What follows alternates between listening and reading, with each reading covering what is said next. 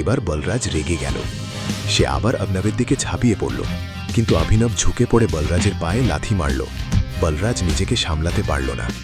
হে Balraj, surrender করে দাও। নিজের রেকর্ড নষ্ট করছো কেন? বাইরে আমি কাউকে বলবো না যে তুমি টাইগারের কাছে হেরেছো। বলরাজ একের পর এক পাঞ্চ মারতে শুরু করলো অভিনবের দিকে। অভিনব সব আঘাত থেকে নিজেকে বাঁচালো।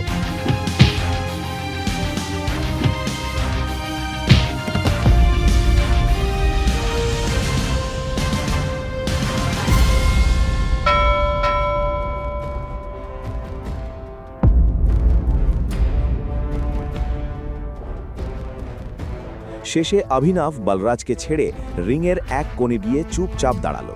বলরাজ খুব কষ্ট করে তার ভারী শরীরটা তুলল আর ব্যথায় কাতরাতে লাগলো। আকরাম, আমি জানি আজ তুমি খুব খুশি।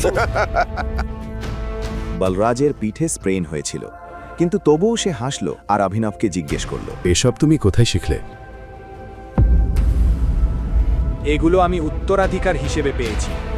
আমার সঙ্গে একটা ড্রিঙ্ক করবে?